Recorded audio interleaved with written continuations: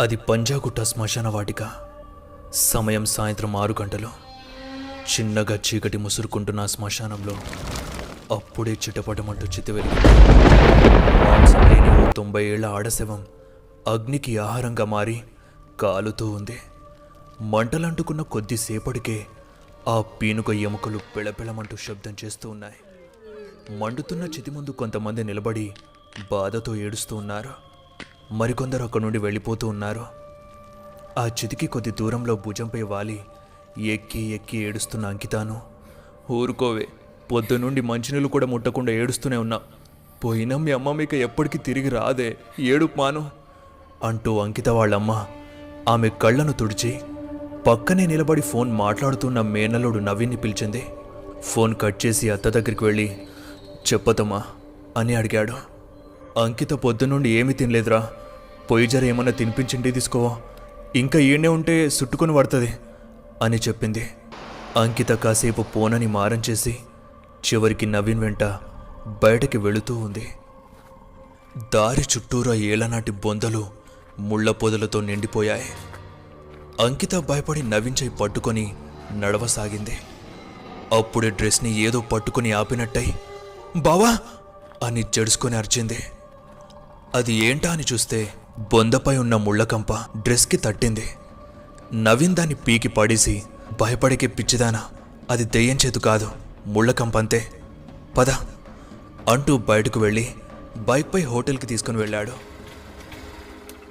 ఇంకా అలానే ఏడుస్తున్న అంకితాతో, హే ఆపవే, ఇంకెంత ఏడుస్తావు, సరే చెప్పు ఏం తింటావు అని నవీన్ అడిగాడు. బోండా చెప్పు బావా అని ముద్దుగా కళ్ళను తుడుచుకొని అంకిత చెప్పగానే, బోండాలను మాత్రం వదలవు కదా నీ తిండిపోతూ అని నెత్తిపై మొటికాయ వేసి వెళ్లి ప్లేట్ బోండాలు అంకిత ముందు తెచ్చిపెట్టాడు. అంకిత బోండా ఒకటి చట్నీలో అద్దుకొని నోటి దగ్గరికి తీసుకుని వెళ్ళి సడన్గా ఆపేసింది. బావా ఎందుకో తినాలని అనిపించట్లేదు, చూస్తుంటే వాంతొస్తుంది అని ఫేస్ అదోలా పెట్టింది. ఎందుకే, బోండా బాలేదా, వేరేదైనా తింటావా అని అడిగితే ఏది వద్దని చెప్పింది. ఇక సరే అని ఇంటికి వెళ్ళిపోయారు. అందరూ రాత్రేసరికి స్నానాలన్నీ ముగించి తినేశారు. కానీ అంకిత తినలేదు. అమ్మమ్మ మీద బెంగ పెట్టుకుని తినకుండా అయిందని అందరూ అనుకున్నారు. ఆ తర్వాత వాళ్ళమ్మ దిష్టి తీశాక పాలు మాత్రం తాగింది. సమయం 12 గంటలవుతూ ఉండగా అందరూ డాబాపై వరుసగా పడుకున్నారు. అంకితేమో వాళ్ళమ్మ పక్కనే పడుకొని కాళ్ల వరకు దుప్పటి కప్పుకొని బాగా నిద్రపోతూ ఉంది. బస్తీలోని కుక్కలు గుంపు కట్టి అరుస్తూ ఉన్నాయి. కొంత సమయం తర్వాత అంకిత కాళ్ల దగ్గర ఏదో మెల్లిగా దుప్పటిని లేపి పాదాలను తాకుతూ పిక్కలపై తడుముతూ డ్రెస్లోకి దూరి పైకి వెళుతూ ఉంది. ఒక్కసారిగా అంకిత అరిచి లేచి కూర్చుని కాళ్లవైపు చూస్తూ కంగారు పడుతుంది.